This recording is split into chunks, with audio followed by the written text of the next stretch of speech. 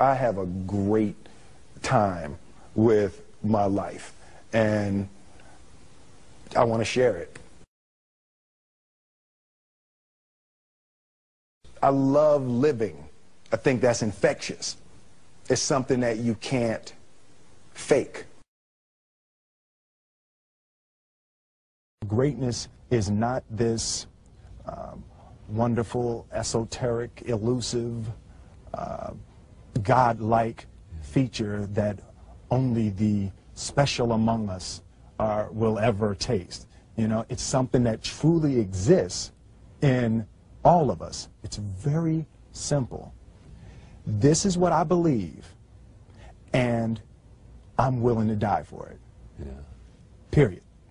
It's that simple. I know who I am, and I know what I believe. I know who I am, I know what I believe. That's all I need to know. And that's all I need to know. So from there, you do what you need to do. Yeah. You know, and I think what happens is we make the situation more complex than it has to be. Because we're looking for complexity. There's got to be something complex to understand. It can't be that easy. No.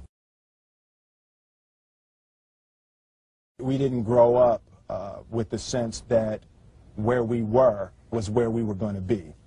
You know, we grew up with the sense that where we were almost didn't matter because we were becoming right. Something greater. The separation of talent and skill is one of the greatest misunderstood concepts for people who are trying to excel, who have dreams, that want to do things. Talent you have naturally. Skill is only developed by hours and hours and hours of beating on your craft. I've never really viewed myself as particularly talented. Where I excel is ridiculous, sickening work ethic. You know, while the other guy's sleeping, I'm working. While the other guy's eating, I'm working. There's no easy way around it. No matter how talented you are, your talent is going to fail you if you're not skilled. You know, if you don't study, if you don't work really hard and dedicate yourself to being better every single day, you'll never be able to communicate with people, with your artistry, the way that you want. So the only thing that I see that is distinctly different about me is I'm not afraid to die on a treadmill. You might have more talent than me, you might be smarter than me, but if we get on the treadmill together, right, there's two things. You're getting off first, or I'm going to die. It's really that simple. One summer, his dad tore down a brick wall on the front of his business and told 12-year-old Will and his 9-year-old brother to rebuild it, a job they said was impossible. It took them 1.5 years, but they did it. And he said, now don't you ever tell me it's something that you can't do. You don't try to build a wall. You don't set out to build a wall. You don't say, I'm going to build the biggest, baddest, greatest wall that's ever been built. You don't start there. You say, I'm going to lay this brick as perfectly as a brick can be laid. And you do that every single day. And soon you have a wall. And soon you have a wall. you know, it's an idea that my grandmother always had, that you know, if you're going to be here, then there's a necessity to make a difference. She always instilled the responsibility, the spiritual responsibility that you have to make every group you come in contact with better. I want to do good. Yeah. I want the world to be better because I was here. I want my life, I want my work, my family, I want it to mean something. And it's like, it has, if you are not making someone else's life better, then you're wasting your time. You know, like your life will become better by making other lives better. I want to represent an idea. I want to represent possibilities. I want to represent the idea that you really can make what you want. One of my favorite books is The Alchemist, Paulo Coelho. And that's just, I just believe that. I believe that I can create whatever I want to create. The first step before anybody else in the world believes it is you have to believe it. There's no reason to have a plan B because it distracts from plan A. I think that there's a certain delusional quality that all successful people have to have. You have to believe that something different than what has happened for the last 50 million years of history. You have to believe that something different can happen. Confucius said, he who says he can and he who says he can't are both usually right. Being realistic is the most commonly traveled road to mediocrity. Why would you be realistic? What's the point of being realistic?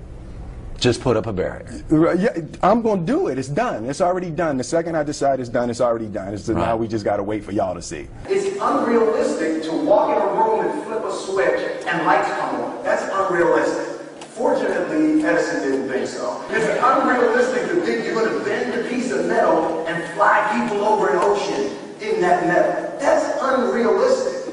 But fortunately, the Wright brothers and others didn't believe that. And it just seems like such a ridiculous idea to me to embrace the idea that it's not going to happen and that's not real for that to happen. As soon as you say it, now you just made that real. Our thoughts, our feelings, our dreams, our ideas are physical in the universe. That if we dream something, if we picture something, if we commit ourselves to it, that is a physical thrust towards realization that we can put into the universe. That the universe is not a thing that's going to push us around. That the world and people and situations are not something that are going to push us around. That we are going to bend the universe and command and demand that the universe become what we want it to be. I study the patterns of the universe. There's a redemptive power that making a choice has, you know, rather than feeling like you're at effect to all the things that are happening. Make a choice, right? You just decide what it's going to be, who you're going to be, how you're going to do it. Just decide. And then from that point, the universe is going to get out your way. It's like it's water. It wants to move and go around stuff, you know. You know, there's a flow of the universe that I've grown to know just how to go with it. I realize that to have the level of success that I want to have, it's difficult to spread it out and do multiple things. It takes such a desperate, obsessive focus. You really got to focus with all of your fiber and all of your heart and all of your creativity. I'm motivated by fear. Fear. You know? Fear of what? Fear of fear. I hate being scared to do something. And I think what developed in my early days was the attitude that I started attacking things that I was scared of. It was Franklin Roosevelt said the only fear you have to fear is fear itself. Absolutely. Remember that? Absolutely. Yeah. You can't be scared to die for the truth. The truth is the only thing that's ever going to be constant. Don't ever let somebody tell you you can't do something. Not even me. All right? All right. You got a dream, you got to protect it. People can't do something themselves. They want to tell you you can't do it.